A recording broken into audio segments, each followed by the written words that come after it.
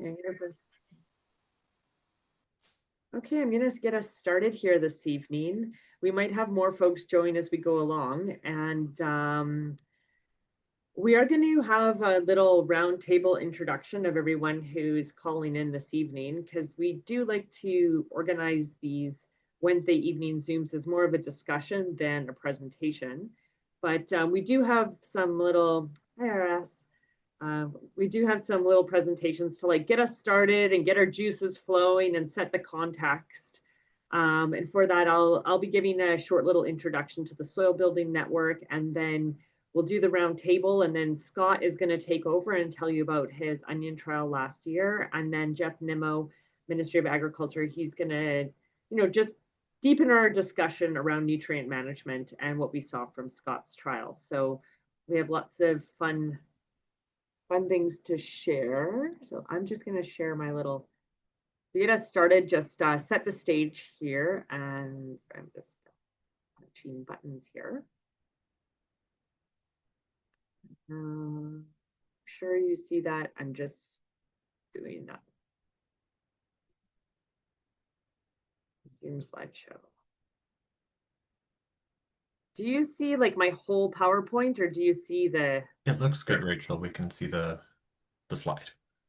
Okay, but you see like the whole PowerPoint platform. Nope, just your slide presentation. Oh, okay, interesting. Sorry, looks different from my end. So welcome, Kootenai Soil Building Network. Tonight we're talking about nutrient management, specifically an on-farm onion trial with Bent Plow Farm from last year. And for those who are unfamiliar with the Soil Building Network, my name is Rachel. I'm a farm advisor with the Kootenai and Boundary Farm Advisors, but I'm also obviously working with the Soil Building Network. And Jeff Nimmo is on this call. Wave, Jeff. He's Ministry of Agriculture Regional Agrologist. And it really is a collaboration between the Ministry of Agriculture and Food and Kootenai and Boundary Farm Advisors and local farms who want to dive deeper into all these nitty-gritty soil management strategies. And the funding specifically for the Kootenai Soil Building Network is from the ministry's regional extension program. And the reason that we're diving deeper into soil health in the Kootenays through these sort of like more localized Kootenai-centric soil groups is because we have such a wide diversity of soil across our region, and very different issues than, say, in the Fraser Valley or in the north. And a lot of that has to do with our access to inputs in our region.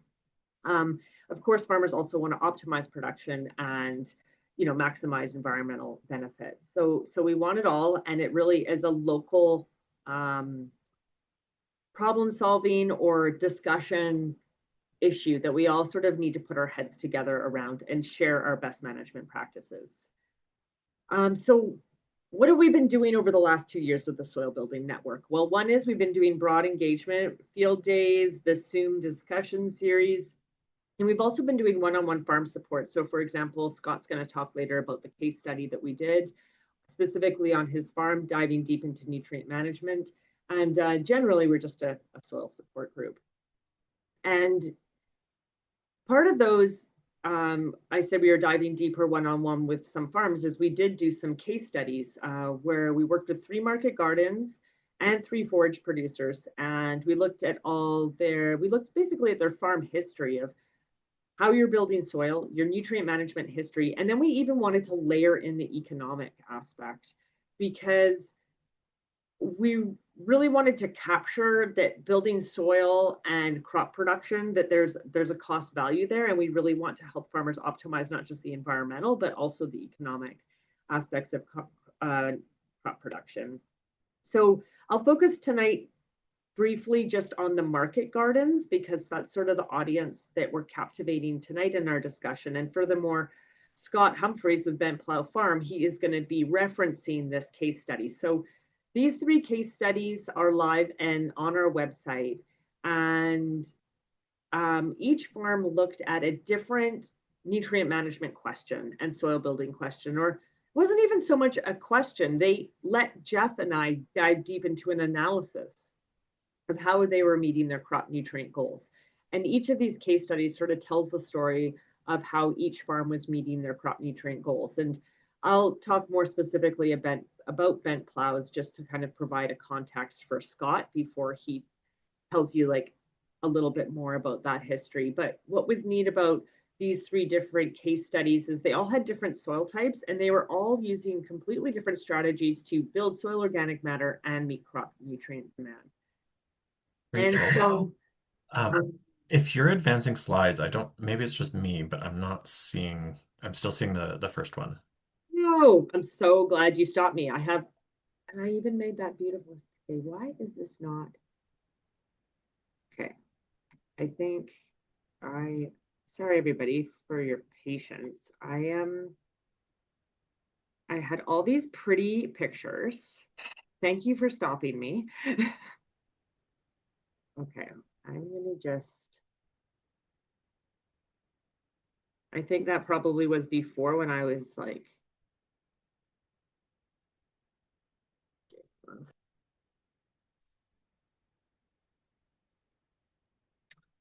okay, so do you see the screen now or the PowerPoint? Yes, the intro slide. Oh yeah, there we go. Okay. Okay, so everybody, this is a whirlwind tour. This was the picture to this. The nice big compost pile. There we go. There's Scott talking to Jeff on the farm. Here we go. I just told you about those case studies. Don't they look beautiful? Don't you want to read these? Wow, absolutely fantastic. And I'm glad you caught me before I told you about Scott's farm. So Scott was awesome. We dove really deep with him into his soil building journey over the last 8 years, or from farm inception until 2024, which we included 2024 in the overview.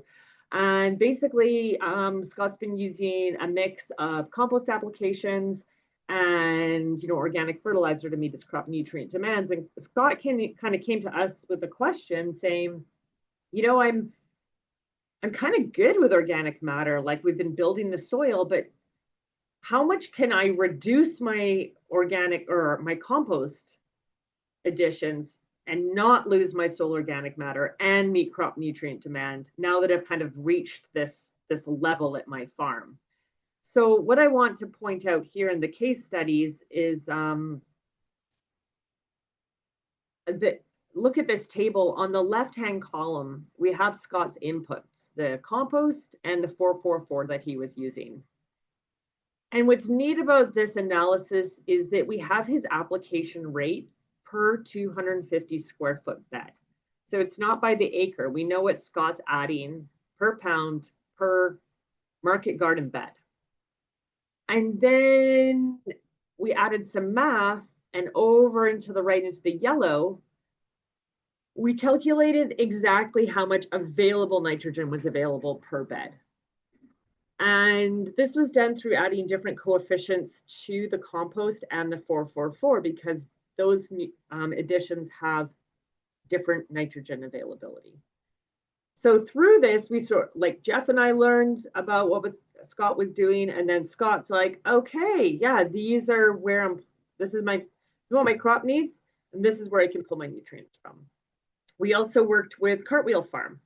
Cartwheel Farm was transitioning to using a blend of peat moss and compost, like just regular kind of garden compost to build their organic matter, but they were shifting their soil building compost to making their own compost with this BioVator. And they were like, oh, is this going to change the makeup of my soil? So we worked with Cartwheel Farm, sort of looking at their, just advancing, and their nutrient management. And what you'll see on this table here, if you were to look at the Cartwheel Farm study, is that we have three different scenarios on the left-hand side in the first column. One is how Nigel manages his established beds, his new beds, and his insulated tunnel beds. And unlike bent plow, he just basically uses organic fertilizer. And so we calculated in yellow what the available nitrogen was from each of Nigel's nutrient management applications. So it's neat just because it shows that there's different ways that farms are meeting their nutrient demand, and I should say not just nitrogen but also phosphorus. So that is my very quick intro to these case studies and also to Scott Humphries and Bent Plow Farm and the rigor we put him through 2 years ago. It was been great working with Jeff with this project, and also just acknowledgements to my team, Kylie and Sarah Hirschfeld, and our participating farms. Now, the way the rest of our session is going to go is I'm going to turn off screen share, and this is an opportunity before Scott gets into it to just, if you're interested, let us know who you are, where you're farming, and maybe some kind of things you're working on or compost questions, just to like let us know, let Scott know who he's talking to this evening. It's always nice to know who you're speaking to. And then I'm going to turn it over to Scott, and Scott's going to explain sort of how that information led him into doing a more detailed trial last year to basically fine tune his compost applications and compare it to a fertigation program. So I am going to call on people. Ryan, I spoke to you first, so sorry, I'm going to call on you first. And then you nominate somebody after you introduce yourself. I'll see if I can unmute you.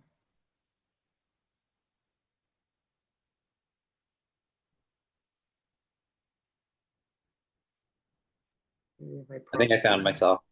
Oh, great. Great.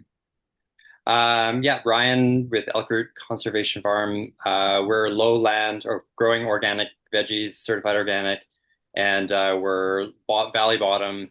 Our soil type is 100% sand. Well, there's a little bit of silt in there, but it's very sandy. Organic matter is reasonable, but getting the balance between how much compost is needed and the other, I guess maybe a combination of cartwheel and bent plow kind of strategy, I guess. And where that balance sits would be great to fine tune that. Awesome. Thanks so much, Ryan. And I know that this will be your third growing season. Yeah, third growing. Okay. Yeah. Awesome. Market season. Yeah. Thanks. And I can nominate for you. Madeline's audio's off, so I'll let Madeline go ahead. Hi. I have a market garden in Pass Creek in Castlegar. My garden is fairly new. This will be my second year. So the land itself, the soil is a silt. The texture is pretty good, but it was very, very deficient in everything. So bringing lots of compost and just interested in general to learn more about fertility. Yeah, it was looking really good when I went by there in the summer. Thank you. Thanks for joining, Madeline. And Aras. Hi, my partner Anastasia and I are farming in Aslocan Valley. We kind of got on a new adventure here, but it's a diverse operation. We've always had livestock, and we're continuing to have livestock now with focusing on water buffaloes. And we are taking manure from them and composting it. So we're going to try that in our garden. We haven't really been doing market gardens. We just grow vegetables for our own use. And this year we're going to have agritourism. So for people who come on the farm, we want to have vegetables. So we're going to have a bit more of a garden this year. But mostly we're growing tree crops and the livestock, the animals. Yeah. Awesome. Well, it's great to hear of your new venture, Aras. Thanks for sharing, and good luck with the water buffalo. I need to come on and do some agritourism. Yes, yes. And Sabrina, do you want to go ahead?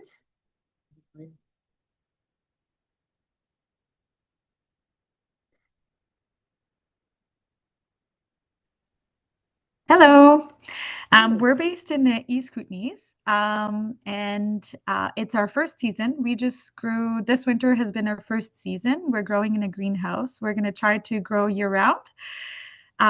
So right now we have greens, spinach, lettuce, mizuna, Asian greens, that kind of stuff. And we're going to transition into tomatoes, beans, cucumbers for the summer and the spring season. Our soil is all imported because we're basically on gravel everywhere where we are on our land. So we imported soil, and then right now our soil mix is probably like a lot of silt, some clay. It's pretty loamy, lots of organic matter, but it's mostly peat based. So we'll see how that evolves in the future. Fantastic. Thanks so much for joining, Sabrina. And Eric, go ahead. You have an East Kootenay ally. Oh yeah. Yeah. So I'm in Cranbrook and I'm a farmer called Weeby Farming and I grow produce for that will be the 6th year I think. And so I'm on the silt like from a more leftover from a glacier. So I have a little bit of a sodium. My pH is 8, so it's pretty high. And so we cannot find a good source of compost around here. So what I do is I bring sawdust and I spray sawdust in the field and I let the bugs compost it. So my organic matter is pretty good. It's about 6%. And I bring organic fertilizer like feather meal around 10-12%. Nitrogen is that's and also I have lots of wood left over from some cutting and I'm trying to do some biochar and bring that into the land. And a couple years ago, 2 or 3 years ago, I bring some chicken manure from Creston. Okay. Thanks so much, Eric. And Nadine. Hi. I have a few things going on, all very new. I have a chicken flock that I got this winter, and I'm hoping to expand that chicken flock. But my goal is I'm in the valley as well, Slocan Valley, near Slocan Park, and it's all gravel and rock there. I have had a small market garden space, brought in material, basic topsoil compost mixture. And my goal is to create a chicken paradise where everything is closed loop, and that'll take several years, I presume, and just grow the food for the chickens. I also am working with another farm here in Beasley, and they have quite nice soil. There used to be cows on the property, and so it's pretty dark, rich soil. I haven't done any nutrient testing there, so I'll be starting market garden coming up this spring. I haven't grown anything there yet. There's quite a bit of water in that spot, so we'll see how it goes. Okay, well, thanks for sharing, Nadine. Sounds like you're on quite the journey, but chickens are always good for soil. Yeah.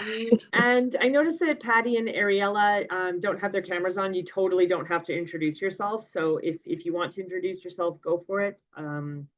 Otherwise, we're going to turn it over to Scott. I can Ariel. introduce myself. My camera is not working. That's fine. Unfortunately. Can you hear me okay? Yeah. Great. So I'm actually not in the Kootenay region, but I'm just interested in soil. I'm farming in Pemberton, BC. Great. And I think being Mountain Valley, there's probably some similarities. There's really variable soil across the Pemberton Valley. And I'm farming with Root Down Organic Farm, and we have 2 farm sites, and we have anywhere from extremely sandy soil to like a clay loam soil. So we're working with lots of different things, and we're growing mixed vegetables, organic mixed veg. So yeah. Yeah, and we currently do we do compost application and bag fertilizer application, and just looking at sort of tweaking and refining that system. We've done a lot of compost application in recent years, and that's really built up the soil, and it's doing quite well. But I think we could yeah, sourcing compost is tricky, good quality compost for us. And it's quite expensive.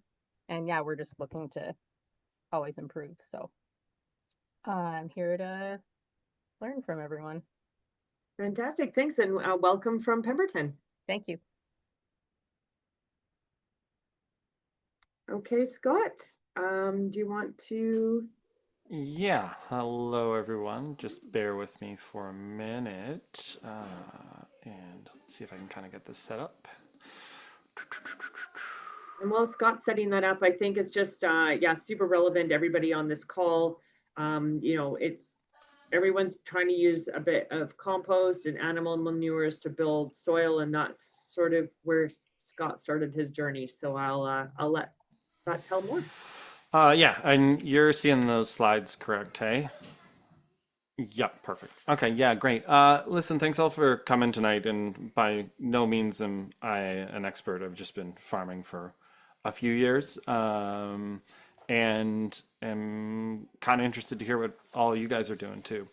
I think where probably makes the most sense to start is yeah, we are my partner and I have Ben Plow Farm. It's a 2.5 acre farm just outside Nelson, BC.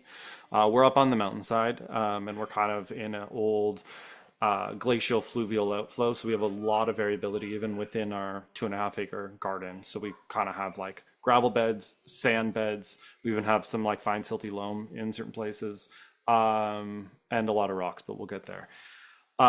Yeah, and so I guess from my fertility management world experience, I think it might be helpful. At least it felt helpful to me when I was working through the slides to kind of start at the beginning, which was actually I'm from Ontario originally and grew up on a farm in Eastern Ontario, and it was really heavy clay soil there, and just like it's the old Champlain Sea, so it's just like quick clay, can hold a lot of nutrients. You can kind of see like my rubber boots when it's wet, like it would add like, a good 10 pounds. So it was a good workout.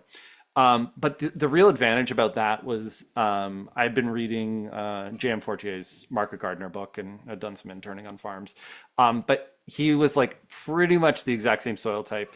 And so like pretty much all of his practices I could just directly apply. So we could do raised beds. I could get my compost from the same company that he could get it from. And so like in that way, like my nutrient management was really sort of, it didn't really, like I didn't really have to think too much about it. I was just like more or less copying and pasting JM. And so that was kind of the starting context. We were there for a couple of years and then ended up looking for farmland both around Ontario and in around Nelson. And we found a piece of property around Nelson. The one thing that I would just note in this picture more than anything else is to look at these cute little sub-rounded rocks that I'm holding. And I was also noting that I look a lot older now. So this is Ben Plow Farm, kind of 2.0 is what we'll call it. So yeah, as I said, we went from heavy clay to like fluvial braided channel and also forest soil. So where we had quite high pH, in Ontario, we had low pH. And the variability, it was the thing that kind of killed us. But then the other thing that really killed us was rocks. So at first, when we were kind of opening up the land, we were being like, yeah, we'll do the thing that we were doing in Ontario. And so we're trying to do raised beds. That's really challenging when you're using your like little BCS plow, rotary plow, and you can't make a straight line because you're hitting rocks, or when you're trying to transplant rocks, it just didn't work. So the other piece about this is because we're a lot sandier of soil, we have incredibly high drainage, and we had lower organic matter than we had in Ontario. So because we typically had lower precipitation in Nelson, BC, we also and because our drainage was so high, the raised beds didn't do us any favors. So we did that for the first couple of years, but ended up just going away from them entirely. And then we kind of entered into the world where it was sort of untenable to manage our rock problem. We would be trying to lay out beds, like even the cedar would get hung up on rocks. So we've heard of no-till, we've heard of low-till, and then we kind of opted for the full-till. So we went through the field fairly meticulously, block by block, and this was a multi-year journey. So this was like a 3 or 4 year task because we're still trying to grow. We're still trying to grow our business. We're still trying to like sell vegetables. But inevitably, when you're pulling out large rocks, you are doing pretty significant soil inversion, which kind of screws up your organic matter, kind of screws up the biology. So, the rocks were something. So we ended up kind of the first few years, it was just like, okay, the things that we're going to focus on now is just like pH and compost and just trying to rebuild that organic matter as quickly as possible. Fortunately, we have found that the soil does recover quite quickly. But for full recovery, we did find that it was kind of like 3 to 4 years for everything to kind of mellow out. On the plus side to doing this whole insane task was that we ended up kind of homogenizing the field a fair bit more in terms of like the pH was all kind of matched. We were kind of cruising around 10% organic matter. But the thing that was a little tricky is during those years is it's like I didn't even bother soil testing because it like why there was like okay, so I tested and it's like a bunch of the sea horizon and like no organic matter, and I go somewhere else. I'm just not getting really good information, so I more or less just like held off, tried to focus on it, and went from there. So as I said, when we kind of got to our post-till situation, it was mostly pH adjustment, organic matter application. And then we started doing the, we started doing like an organic matter application, like a compost application. And then we started using like a 444 just as like a little bit more crop nutrition. Again, we were kind of just working off of some minimal soil tests we've done at this time. Our crops were doing okay, but I felt like they could be doing better. So that was sort of the first question is we've kind of gotten to this point where the soil was relatively homogeneous and how could we do our crops better? So kind of fortunately and somewhat, oh, did I just skip back? Did I make two? Oh, I just did that. Okay, gotcha. So kind of the post-till scenario still is in 2004, a few things happened, or 2024, a few things happened was KBFA, we kind of had like, we did have a soil club that had been kind of running in the background for a number of years, but this kind of became like a bit more of like a case study. I think that probably dovetailed with BC ministry funding and all that kind of thing.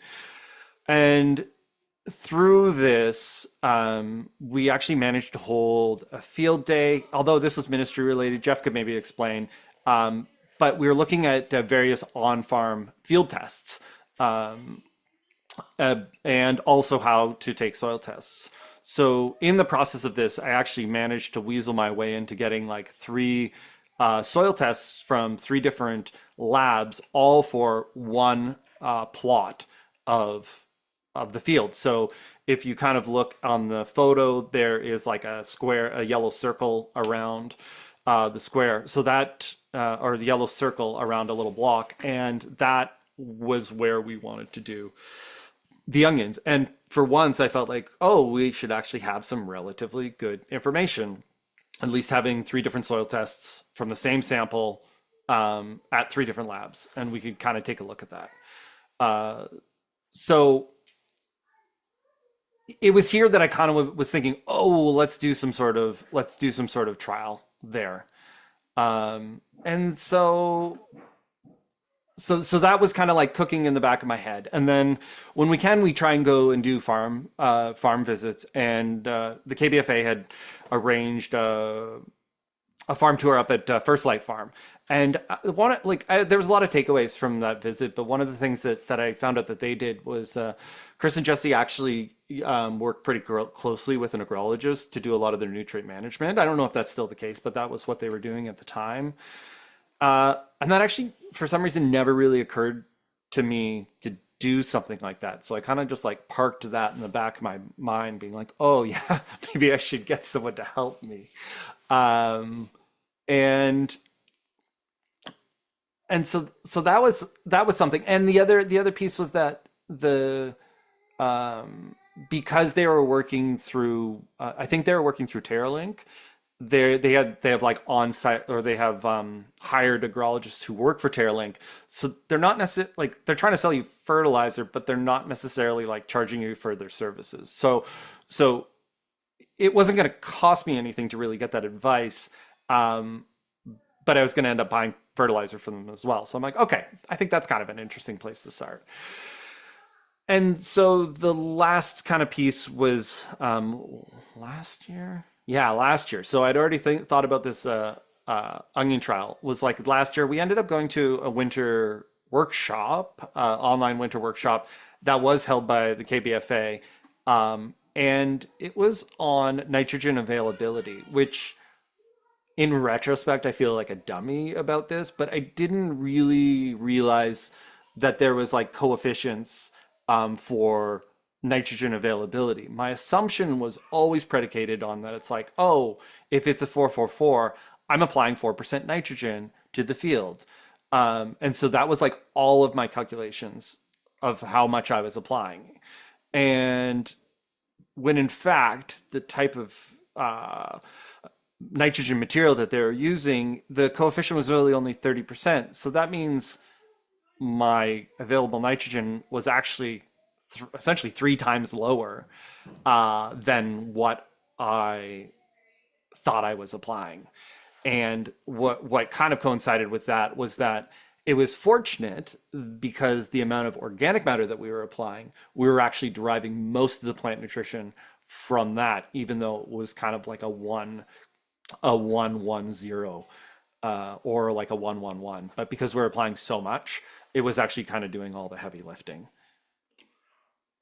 So with that kind of background, that was sort of like the outlining of where I was thinking about with the Jungian trial. And so there were sort of 3 questions that were kind of coming up in this. And so one of my questions were, could I make a more efficient SOP now that the soil is more homogenized?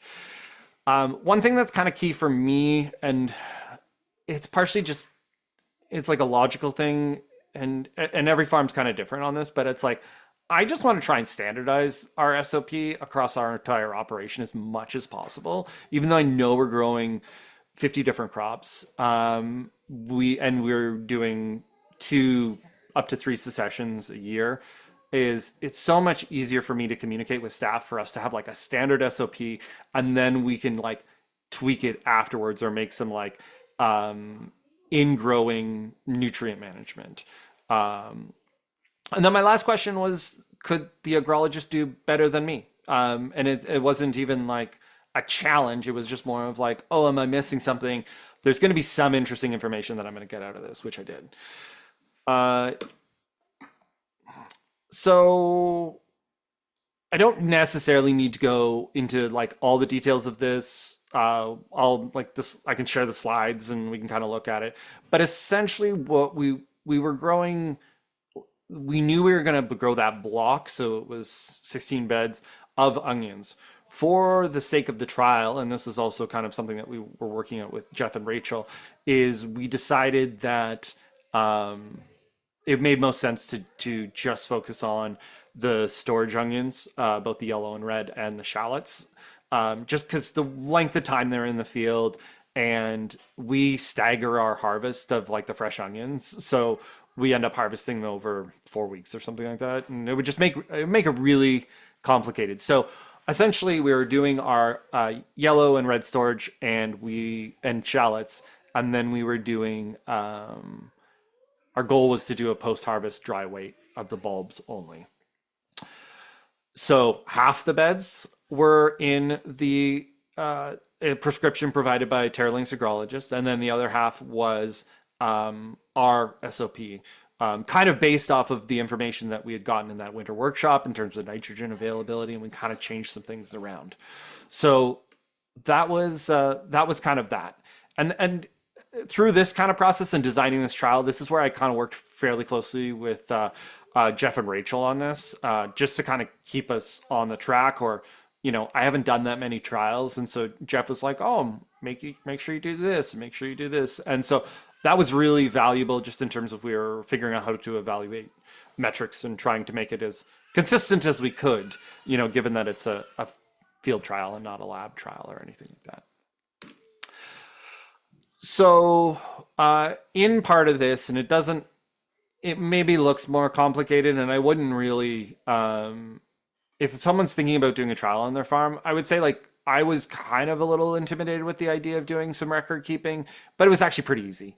I just made a checklist, a weekly checklist that I did not during the harvest season, and not during the farming season, that just said, on this week, I will apply X amount to these beds. And then I would check it off when I was done. And then the next week it would be a different prescription. And that way, every Monday, I would just go and like look at the chart. I'm not even thinking about it. And just like a crop plan, is it just like you put the things in the thing and then you spray it or whatever. And then I just initialed and dated it. Any observations I made, I just took photos on my phone, which are already time-stamped and all that kind of stuff. If there's any like minor differences or anything that I knew in the growing conditions, I just make notes of it. And then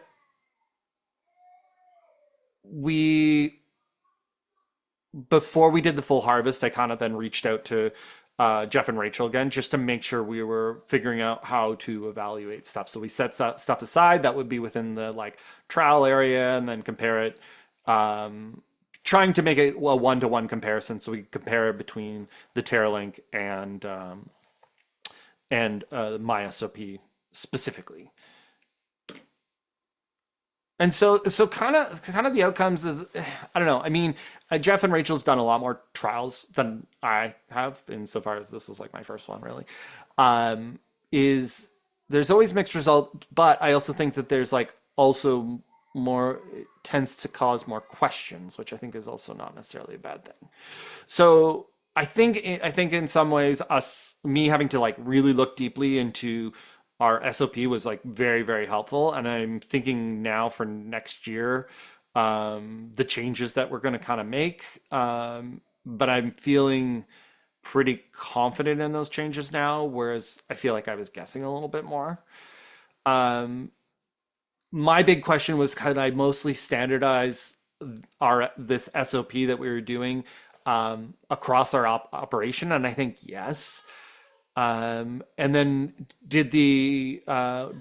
will the agrologist significantly improve yields? And no, not necessarily in this case. But I think Jeff has some interesting information when we're kind of like breaking down all the numbers on that. And so that would be kind of where I'd leave it there, and we can discuss that a little bit further. The other things that were kind of interesting takeaways for us, is like kind of a side benefit, just in terms of thinking about it, was the one-time application, kind of having a standard SOP for us, was way less labor intensive and actually cost us way less. So even though the material cost was a little bit higher on our SOP, but the labor was way lower.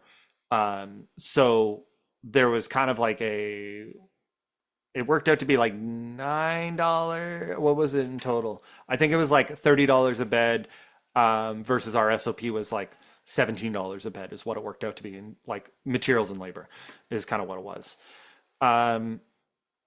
I feel, as I kind of mentioned earlier, I had a bit of I feel like I have a bit more confidence in terms of our desire to reduce our compost application rate. We're also using a slightly different compost now, which is going to have less nitrogen availability in it as well.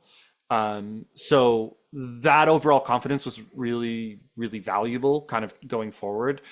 So I think that was really good.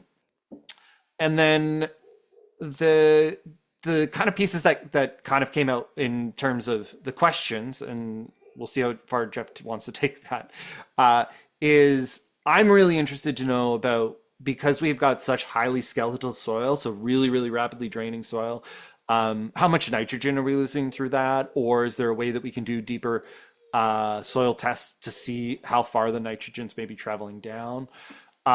We also just put in a fairly sophisticated automation system for our irrigation. So before we were kind of just like blasting water for a few hours, and now we can really like dial it in. Certain areas of our field really need like to be watered probably 6 times a day for like 10 minutes because the water just travels through so fast, and that's not the way we were watering before. Uh, I'm looking forward to this year to like rethinking our feather meal ratio to compost application. And then I'm also super interested in exploring alternatives such as soy meal. Feather meal is a little complicated in terms of what the product is and where you're getting from it and animal welfare and all that kind of stuff. And so that's just kind of a consideration. And Crooked Horn, who Rachel has mentioned earlier, is doing a lot of really interesting stuff there in organic. They're a vegan organic farm, and I'm looking forward to pulling some tips from them. And then the last thing that is kind of the cool thing is it's like this is the big takeaway was like this was an excavation of the largest rock that we had in the field, and where those sunflowers are growing was 4 months later. So soil can be quite resilient and can be quite productive, even when you maybe don't treat it the nicest at first. So that's kind of where I'm going to leave it now, and then I can kind of kick it back to Rachel, or if there's any questions or thoughts or feelings, but you can just do what you're going to do. Yeah, thanks, Scott. I think we'll do what we're gonna do. I think well, thank you very much for that whirlwind tour. And I'm just gonna summarize a couple of points and then let Jeff make some comments on the nutrient management. And it's funny, Eric caught up a little bit into the presentation. He's like, what's SOP? And so we filled him in the comment box, which is standard operating procedure, just in terms of like, it was the SOP basically encapsulates Bent Plow's standard fertility. Well, standard operating procedure can be for anything, but in this case, it was his standard fertility treatment every year for every bed. So for, at least 6 to 8 years, it was compost and 444. It was just like lots of compost and 444. And then in kind of like year 8, that's when Scott was like, okay, I think I can fine tune my SOP, my compost 444. And that's when he's starting to tune in like what nutrients are actually available from that nutrient. And I'm gonna just see if I can not botch my screen share here, because I did want to share just in summary, kind of the actual number differences. And Scott, I'm sharing this just because I found it to be quite interesting, mostly around the labor, like you said. And, the labor was significantly more for the fertigation program because Scott was having to fertigate bi-weekly. So although it was the material cost of the fertigation was less, if a farm is considering fertigation, it's actually quite labor intensive. The caveat that I would say in that, Rachel, is that if it was a larger farm or we were growing more of that crop, more efficiencies. Yeah, in terms of the labor end of things. That's a good point. And for the SOP, you were just doing one application in the spring. So it was just like a totally different sort of regime. I think one of the neatest things that Scott did with this trial is actually you kept track of the labor. So, at the end, you were able to say the overall cost between the two treatments, including labor, it was $30 a bed for the fertigation compared to the SOP at $17 a bed. So just, there was a difference for your farm. Everybody pays different for their compost, for their labor and stuff, but, you're able to say, okay, that. But The other big difference was just that the nutrients from the fertigation program were just a lot less than the nutrients you were getting from the compost. So, cost aside, the fertigation program had quite a lot, like a lot less nutrient. It was a lot nutrient dense than the compost. So the yield results to reflect that, and that's where our questions kind of, we will bring Jeff into the discussion here, because although the compost application was much richer than the fertigation and the yield results were better from the SOP, it wasn't like this insane difference. And overall, I mean, it was an incredible onion crop. Any way you slice or dice it. I mean, they were beautiful onions. So I just wanted to like add that kind of summary to the finish up on your great presentation. And Jeff, do you want to add to that kind of comment I made just about Yeah. different nutrients from the two? And so, and in a way, like we do, I've got some slides I can share where I was trying to rein it in, but I went a little deep on a couple things that I thought were interesting. But we've really kind of skimmed over some of the sort of technical details, I would say, of the trial, like what some of those treatments were comprised of, what they've looked at. So if people want to dig into that after I've shared some stuff, we can share screens and show you those details. Um, but I'll just maybe for some comments on the two treatments that Scott described. So there was the standard operating procedure of the approach that they've traditionally been using. Which, and even when we did that first initial cut of it, I guess we're looking at like quite a while, like 2 years ago. Is this where we're at now? I think so. Yeah. So it was really obvious there was a lot of nutrient content or a lot of nutrients being added through those inputs. And so there was a bit of with 2025, a bit of thought of how to refine that a little bit. So we essentially were applying a bit less or relying a bit or sort of acknowledging what was in the compost as a source for the crop. So it's still a pretty like that SOP is still a pretty rich nutrient amendment. Whereas, the influence of that from 8 years of doing that is really apparent when we looked at the soil test results from the farm. So um, the results from the fall before this trial showed a pretty good availability or predicted availability of things like phosphorus in this soil. Which is, when you're amending over time with composts that have chicken components in there, it's what you expect. So, and similarly with potassium, there was a really pretty good amount of potassium in the soil test results there.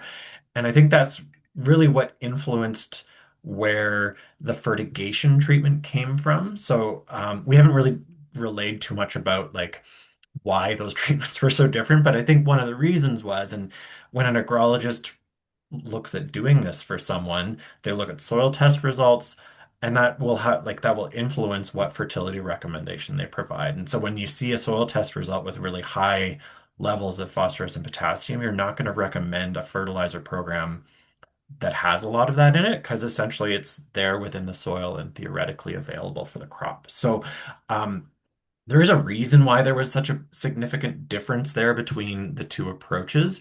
And I think in a way, because they were so different, it provides some interesting info about like when we're looking back at what actually happened. So I'll share some figures that is kind of like looking at the different sort of contribution from the different materials. Okay. I'll give it a second, but is that coming through? It's yeah, there you go. Okay. So what you're looking at is me going overboard. And there's always like so this was an on-farm trial. We definitely like a part of our work is trying to sample a little bit more with the soil building network than probably what you would traditionally do if you were just doing this on your own farm. But so I'd say like there's always a little bit of caution around like reading too much into measured numbers and some stuff like this. But there's some basic like info that we can glean without getting too much into danger territory. Um, so this shows the standard operating procedure treatment. Uh, and what you're seeing in the columns is like essentially the quantity of nitrogen when that material was applied. And I've split it up. So wait, sorry, you're hearing cat noises. Um, uh, so what you're seeing on the left is this compost was a really sort of ammonium rich compost. The levels of ammonium on the analysis that we took, which was quite close to when the compost was applied, had levels of ammonium that you would expect to see like out of the broiler barn from chickens. So it was really rich in that very quickly available form of nitrogen. And so when that material was applied, there was upwards of about 160 pounds of nitrogen just in that ammonium form that hit the soil and was kind of, in theory, plant available at that point. Um, that's before the plant's actually even in the ground. Okay, so It's Jeff, yeah, transplanted. just because it took me a moment to interpret the graph. So the turquoise bar on the left is showing the nitrogen or the ammonium levels Yeah. um, right when that compost went on the soil. Yeah, and then in the middle bar, you'll see Yeah. a further sort of addition of nutrients. And so the feather meal was, I believe, applied around the same time as the compost, but it's a slower acting material. It's not instantly available the way the ammonium in that material or in the compost is. So that's why I separated out. And in theory, we're kind of looking at a bit of a time frame here on the x-axis of the season. And so from the feather meal, there's still there was a decent amount of nitrogen from that material that was added. And then the last little red bar that you see there is the contribution from the organic matter in the compost. And so there is a portion of that that gradually over the season releases and becomes available. And and this is just an Excel graph. It's not actually that all of this happens at this specific instant in time. All of these nutrients are gradually being kind of released or interacting within the soil over a period of time. But there is that sort of staggering of, the ammonium in the compost was plant available at the time of application. So something had to happen to it at that point. The yellow bar there represents the gradual uptake of nitrogen that we would expect from an onion crop. So you can see when the ammonium hit the ground, there's virtually no requirement for that nitrogen from the onions. So there's a bit of a, in a way, mismatch of um, the availability of those nutrients when the crop actually requires it. And so um, as that sort of yellow curve is increasing, that's when the nutrient demand for nitrogen is scaling up throughout the season for the onion crop. And then essentially, like as you probably can guess, as your tops start falling down and drying up, that's sort of the end point of when an onion crop is really starting to take up nitrogen. So it's really the SOP really front loaded a lot of the nutrient content, especially the stuff that was like that rapidly available the um, from the compost. And in a way, what this is saying is, a onion crop by end of season, kind of expect it to take up. And this is figures from out of some of the Pacific Northwest publications for out of the States, but they predict around 120 pounds of nitrogen sort of taken up by a solid onion crop, which definitely this was well within the yield sort of area of what we'd um, hope to see for a good onion crop. Um, but yeah, we applied way more nitrogen than that with the that SOP treatment. So um, one of the things that I think this leads to is like, well, what happened to it all? And is that a problem, or is there sort of other things that we could be doing to capture some of that? Um, Before going too much into that, I think one of the things that was interesting about that other treatment, oh, just for comparison, So this is a similar kind of approach to this figure. The bars represent different parts of the fertigation treatment, and the yellow line that is that same sort of curve of as we expect onion nutrient uptake to happen. And so the fertigation treatment actually had some a solid fertilizer within it as the core sort of starting point. And so that's the N plus larger blue bar in the middle. And so over time gradually becomes available. And that was, where a lot of the nitrogen contribution from that treatment came from. But then there was also staggered throughout the season through the different fertigation applications, the biofish, which is on the left, it was sort of the early season fertigation stuff, which is pretty quickly available nutrition for the crop. And then the red here is the easy grow later season um, nitrogen. And so, there's way less being applied here overall than what we saw from the standard operating procedure. And when you add up these, what was contributed from the N plus, from the biofish, and from the easy grow, it's actually not even meeting anywhere near what we would have sort of expected from the onion uptake. Um, and so that it is initially that might be kind of like, oh, well, they didn't recommend enough as a treatment. But I would like we've been doing a lot of this work just around looking at like kind of evaluating inputs, but something to really kind of bear in mind is the soil supplies nitrogen. It supplies nitrogen from sort of the leftovers of a lot of your amendments from previous years and what's existing within the soil organic matter. And so throughout the season, there's that supply of soil nitrogen. And by having the like drastically different treatment um, uh, approaches here, it kind of provides a bit of insight onto what you might expect from soil, because at the end of the day, the fertigation treatment, um, the yields were a bit less, but it wasn't crazy less. So there was still a really good amount of nitrogen uptake happening from that crop. Um, so somewhere that crop found nitrogen. And so that's kind of on the right, the fertigation treatment, you're seeing in yellow the total amount that we would expect from a crop's nitrogen uptake. And then the bar that's kind of a few different colors represents if you stack all of the fertigation nitrogen sources together, how much they contributed. There's still that huge gap that essentially we're saying some amount in there was made up from the soil nitrogen contribution.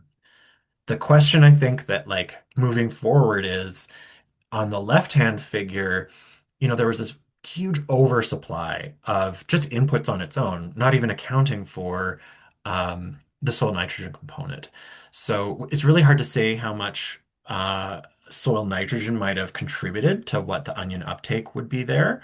Um, but knowing that some of that nitrogen was supplied way before it was needed by the crop, I definitely would suspect we would have had a pretty decent contribution of soil nitrate to the onion uptake, and the chances are it was just being either remineralized.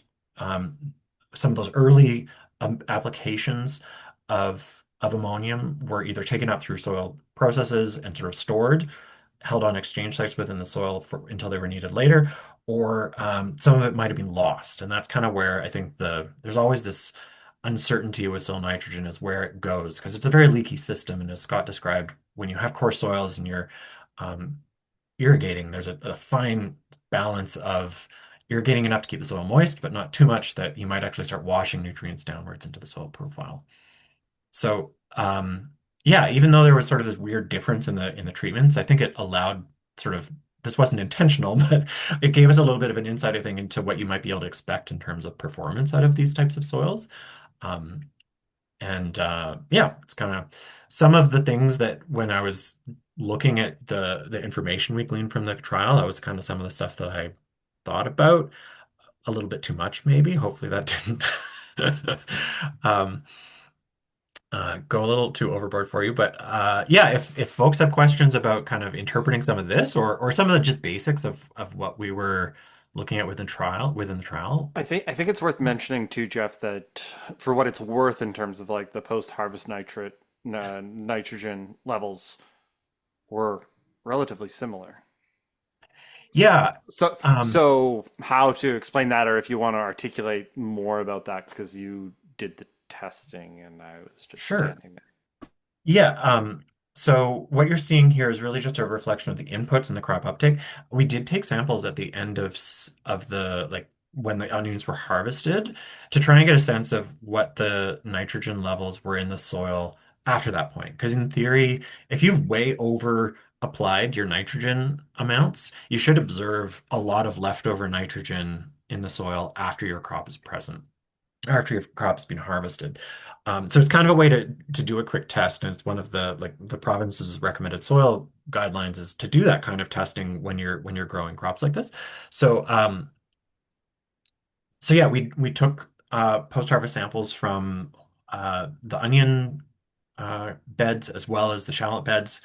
The onion beds, um, the samples were taken essentially the day of harvest, and there was a difference, like the fertigation treatment on the left, which had, or sorry, it's on the right side of the screen here. The fertigation treatment from the onions had really low soil nitrate, which is kind of what you would expect because there was definitely a low input sort of scenario happening here with a lot of the crop uptake being made up from the soil.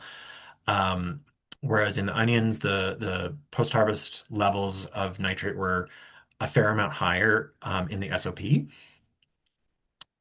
But the one of the parts that was kind of odd was the shallot crop um, had basically the same amount of leftover nitrate, whether it was from the fertigation or the SOP, which does leave a bit of a question mark for us. The shallots had a lower yield and would have taken up less nitrogen in general.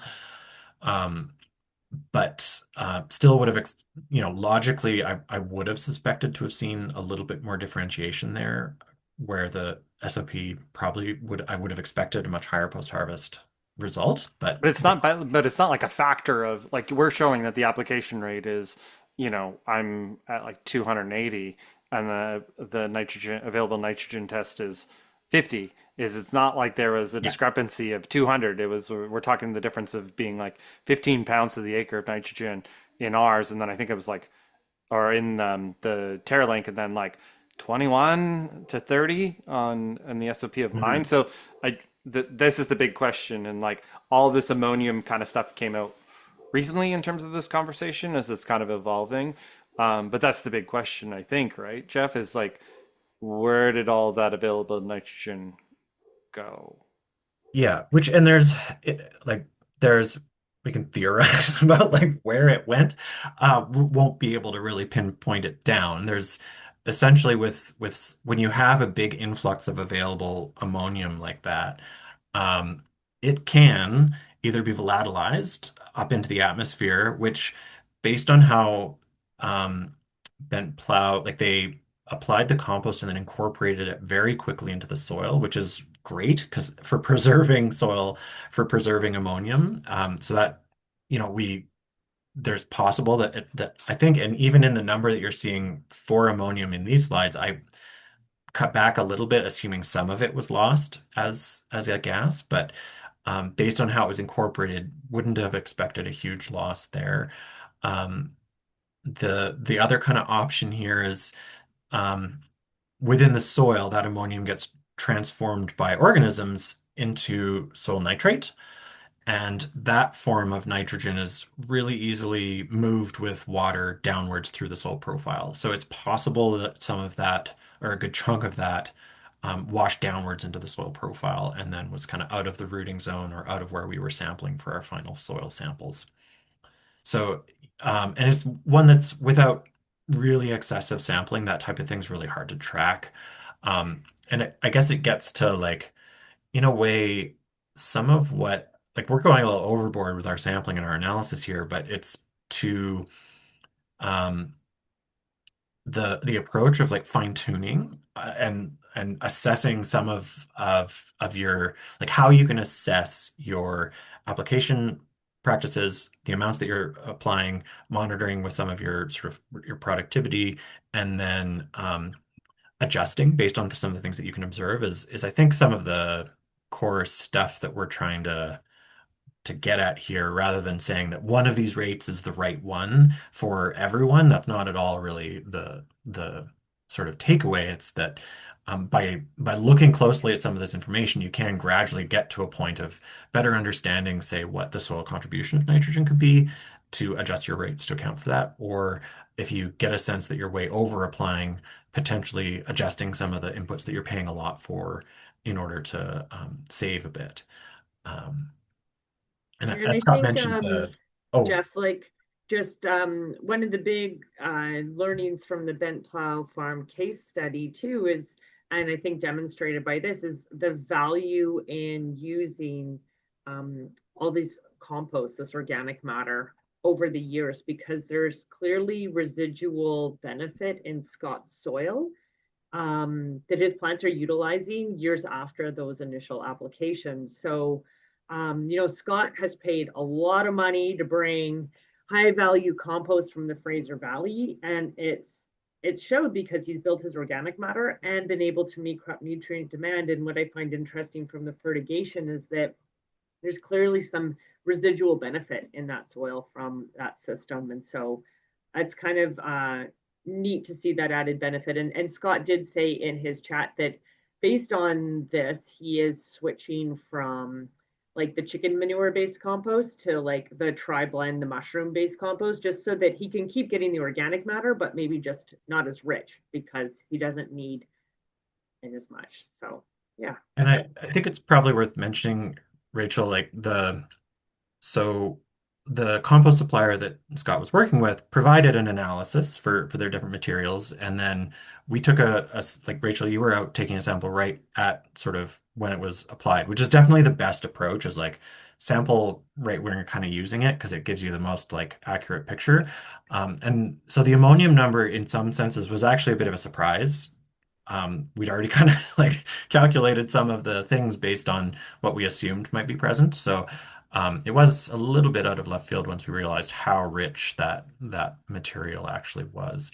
I saw in the chat there was someone that was asking just that fundamental, like, was there a difference between the yields? So I thought I would just share this table, Okay. which is Oh yeah, showing. Ryan was asking, was there a difference in the yields? And yes, I Yeah. did respond to Oh, Ryan. okay. Yeah, there is, but this we will be sharing this document when we finish it, but it does show the difference in the yields between the two treatments. And And the compost did come out at higher yield. yeah. And so the when you're seeing the rows with the treatments, the F is for fertigation, the SOP is that one that involves all the compost. I think one of the other interesting things that when we're going through this type of stuff is for different growers, because it's just seeing the typical yield number, like a yield number from someone using the style of production that, yeah, and the associated inputs and things that go along with it. Because it's always with the soil building network, I think it's always been a bit of a head scratcher when we've been trying to calculate things out and make things relatable for folks when we're working on figures and recommendations that are typically done at a 20-acre level of production. Yeah, there was a question too about what was the application rate per bed. You can probably scroll up there too, Jeff, just to Uh, that rate. am I sorry, which The application rate for the compost. So if you go, yeah, there you go. So this was the SOP application rate. So feather meal, 2.5 pounds a bed. The compost was 45 kilos a bed. Scott commented Yes, on. sorry, Madeline. I gave you the wrong answer. I was just doing it off the top of my head, and I was thinking the 4 and the 5, which is the 45 kilograms per bed, but it was actually about a kilogram of feather meal per bed, per 50-foot bed. But I'll probably be upping that next year with the change of the compost that we're using. Yeah, and so this was like, and this was kind of like ish your standard operating procedure blend last year. And you'd updated that from the previous year when you'd been using 444. Now you're using feather meal, but it's kind of neat because this is for, your actual rates for a 50-foot bed. And yeah. Oh, I'm sorry, I'm looking at the comments as well. And okay, we've been chatting quite a lot. would anybody like to unmute and ask any questions regarding this trial or around using compost in general or fertigation?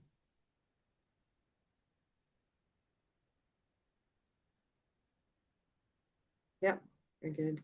I mean, I think what I really like about this trial and thinking about farming in general and organics is the age-old question: do you feed the soil or do you feed the plants? Or do you find it kind of come up with something in between?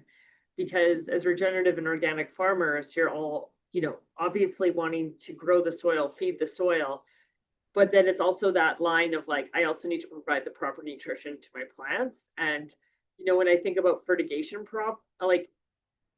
strategies just on their own, we're sort of missing the feed the soil component. So it was a neat trial to compare compost where you're also providing organic matter, but trying to, it's less scientific. You're trying to sort of figure out what nutrition am I actually getting, and we were able to sort of calculate that through this project. And I guess like a shout out to everybody in this call or in the soil building network that should people want more information about the compost that they're using, they can reach out to Jeff and I, and we can provide, advice on how and where to send your compost sample, and then help interpreting that to understand better its nutrient availability. And Ryan asked, where do you find those nitrogen availability coefficients? You go to Jeff. Because Jeff, it's hard to find those. It is. Well, and some of them we've had to kind of not make up, but like when we're dealing with something like feather meal, there are some extension groups that have done, research on what to expect from that. And so some of that is published information that we were able to pull. But when you're looking at like the blended organic fertilizers that have like components of bone meal, components of feather meal, we've had to kind of just make some assumptions there about those coefficients. Um, and then certainly for compost, there's just a standard kind of approach that we use for how much of the organic matter and how much of the mineral stuff we expect to be available. And that one gets a little more complicated, which is really worth that kind of conversation of talking about the material and the feedstock. So that's one where I definitely, if you're curious about that, it's really helpful to just talk through it. Or else, yeah, I think we've talked a little bit about maybe doing a session on, it might be too, it's one that I find quite interesting, but maybe we'll in a later date. I would say though, like we've been using these availability coefficients to try and get at what is available within kind of the close time frame for your following crop. You're still applying, like what isn't available is still being applied. So it's definitely worth bearing that in mind, especially when you're looking at some of the other nutrients, like, phosphorus, there's a lot of it in some of these materials. Um, and sometimes what isn't available this season might be available next season. With some of the, say, like feather or 444 based fertilizers, so those ones have that kind of like gradual carryover sometimes, and that's likely what is making up some of the what I was kind of referring to as the soil nitrogen that we didn't quantify, but we know it's happening in there somewhere. A lot of that's probably coming from the residuals of your previous year's organic fertilizer applications. So yeah, it's not that it's just disappearing. Except in my case, maybe. Oh yeah, all that ammonium, but Well, but some of it's residual, as we saw in like the fertigation sort of speculation yeah. treatment. And some of it does get assimilated into soil organic organisms, and they'll stash that, but the not the lion's share of that level of ammonium application. And next week we'll be talking about phosphorus and basically kind of similar kind of discussion, just its interactions in the soil, and understanding like when you're searching phosphorus, whether it's from an animal product or from rock phosphate, and how different soil circumstances can make that more plant available or its source. So by all means, bring your questions about phosphorus next week if it's something that you're managing for in your crop production. And any last questions, or Scott, any final comments? No, I don't think I don't think I have anything else to say really. No.